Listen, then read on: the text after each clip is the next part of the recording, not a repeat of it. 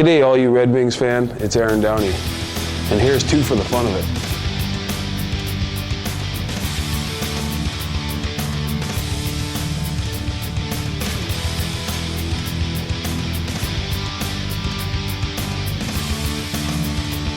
Well, I have a great upbringing, I'm just much to say, a very blessed kid. Being able to be born and raised on the land for sure was an awesome experience, and on a potato farm. It's a third-generation farm, and my father and my uncle and my grandfather owned the farm. It was originally called D.D. and E. Downey Farms, Don, Doug, and Ed. And it was just a tremendous experience. I use it in my everyday practice now about life. It's almost like philosophy, and things that you can only control, and things that you have to let go of, because you can't control the rain, you can't control Mother Nature, and you just got to do the best you can out there, and that's what the farming is all about, is putting a lot of love into what you're sowing. I would say people, stereotype me being more of a, not a very sophisticated guy, maybe a blockhead, jarhead, whatever. But I really take pride in philosophy. I've been reading for 12 years, and from books from Sigmund Freud to Plato to the great Norman Vincent Peale, and I like books, and I like reading. I like self-development. I like enlightenment, spirituality, and I think that one of the reasons why we live is to kind of better ourselves every day. And I think that I got back on track.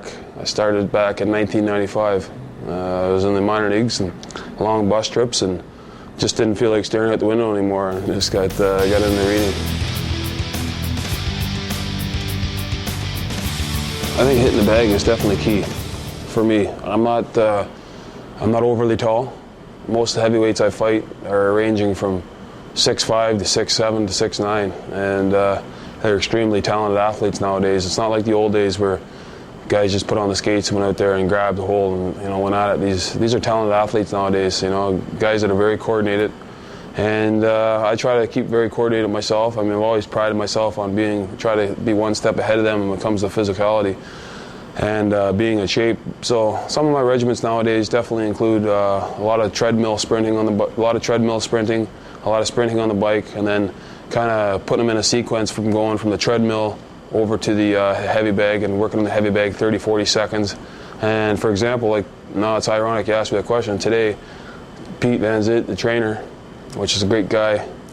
Today, I would go on the heavy bag for 30 seconds, and I'd have to wrestle him we'd have to get over 15 seconds. And Pete's a great big guy. He's got to be 6'5", 225, 230, cut like a North End bus seat. He's a great guy. He's a big, strong guy. So he's a perfect guy to have to stimulate a fight. And, just kind of what it does is it works the energy system, exhausts me, and kind of just gets you prepared for, like I said, those big dances that could potentially happen.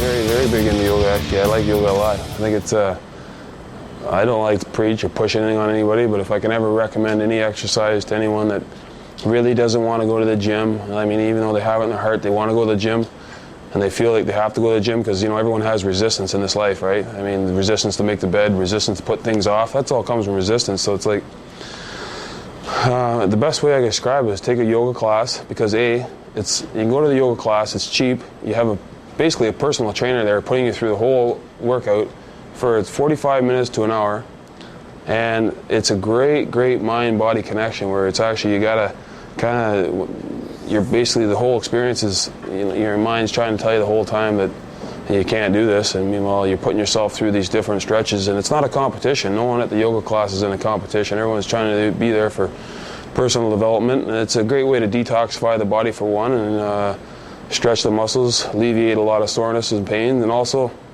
take away a lot of thoughts that we've been hanging on to that don't necessarily need to be there. And I think that people will get a lot of surprises if they haven't yet gone to challenge themselves and yet go to do a yoga class and realize when they walk out thinking, wow, that's unbelievable, why haven't I discovered that a long time ago? I think that people would really, really get a huge surprise, and that's what I'm going to do when I'm done playing hockey.